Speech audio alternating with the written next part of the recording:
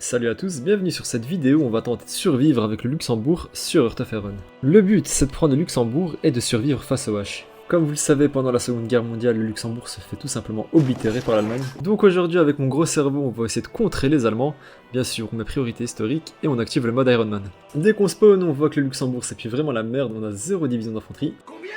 Si on regarde le modèle de la seule division d'infanterie qu'on a, on va pas aller bien là encore.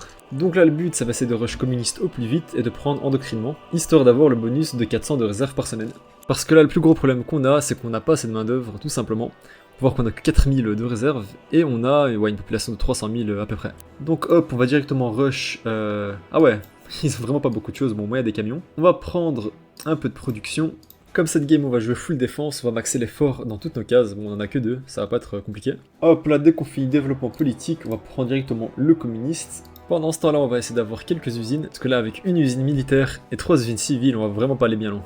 Et là très important, on va prendre ce petit bonus qui va nous permettre de construire plus de forts là sur nos cases. Hop là, alors bien sûr on va prendre un chef de l'armée de terre.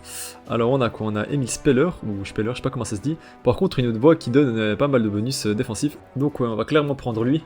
Aussi, on va pas oublier de prendre un chef d'état-major. Alors on a qui? On a François Chamel qui nous donne... on prend toujours celui qui donne la défense.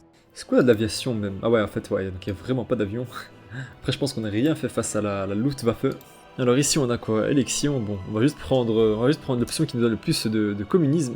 Ok, jour du vote, ici, on a quoi? On va prendre moins 35% pour les démocrates. Et là, ouais, c'est bon, on peut enfin passer communiste. C'est bon, on est le beau Charles Marx. Donc là on va prendre directement l'unité idéologique qui nous donne plus 500 de réserve par semaine. Et si on fait le calcul, 500 plus 400, ça nous fait 900 de réserve par semaine. D'ailleurs on va en profiter pour refaire notre petite division nulle là. Hop là, comme ça me semble pas trop mal. Je pense qu'après je vais rajouter un peu d'artillerie et je vais en ajouter dans les cases ici. Pour l'instant on va sauvegarder ça. Je pense qu'on va déjà commencer à entraîner à peu près une dizaine de divisions. Je pense ici on va augmenter la conscription.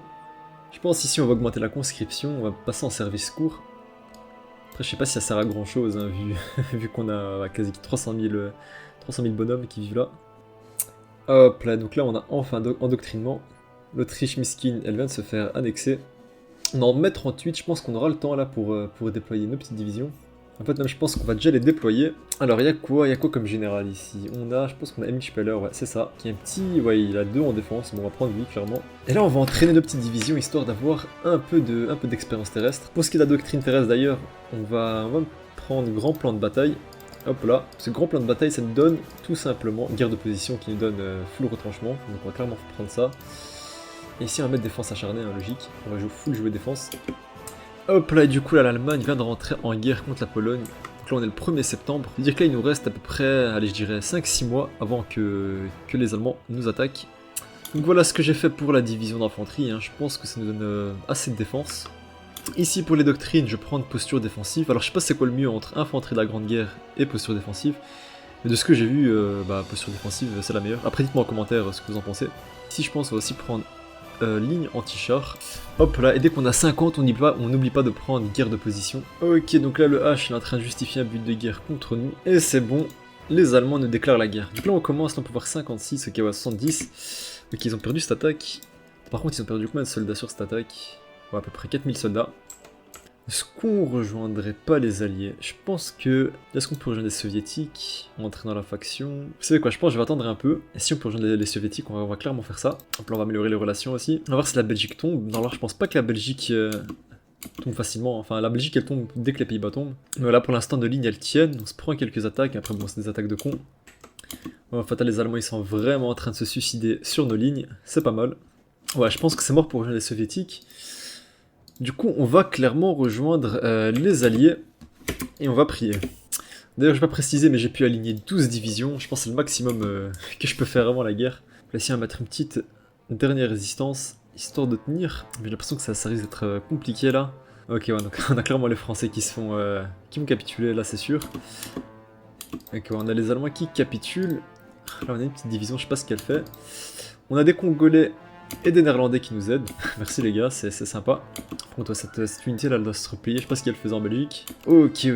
Maintenant qu'on est entouré, je sais pas si on va tenir, je pense pas là. Ok, ça attaque. Pour l'instant, ça tient. Hop là, ici on va mettre un petit coup de dernière résistance. On voit que c'est compliqué. Alors je peux faire ça. Je pense qu'on va aussi mettre Alors je pense pas que ça va servir, parce que là c'est pour donner du retranchement. Est-ce que j'ai pas des défenses désespérées ici? Ouais non, on l'a pas. On l'a pas malheureusement. Voilà, ici je pense qu'on a perdu la case au nord. Du coup, on va se replier dans la ville du Luxembourg. Mais je pense aussi elle va pas tenir longtemps. Ouais. Je pense que... Ouais, dès que je perds... Je pense que dès que mes soldats commencent à mourir, je pense juste 10 bandes d'armée. Là ici on peut voir qu'ils ont détruit tous les forts là. Ok mais ouais non, je pense en fait ça va pas tenir. Je pense que les gars ce défi il est impossible. Juste voir j'ai perdu combien de troupes face aux Allemands. Qui c'est pour 232 000 soldats. Ils ont perdu. Et nous à 37 000. Dire ça a un ratio d'à peu près 1 sur 5 là. Et ici on va juste 10 bandes des unités. Histoire de pas perdre trop de soldats les gars. Ouais malheureusement les gars je pense que ce défi il est beaucoup trop compliqué. Le Luxembourg c'est trop faible, l'Allemagne c'est juste trop fort. Donc voilà, je sais pas si ce défi il est réalisable. En vrai dites-moi en commentaire s'il y en a qui ont déjà réussi. Donc voilà, j'espère que vous avez kiffé cette petite vidéo. N'hésitez pas à vous abonner, à lâcher un like, ça fait toujours plaisir. Sur ce, moi je vous dis à la prochaine vidéo. Salut!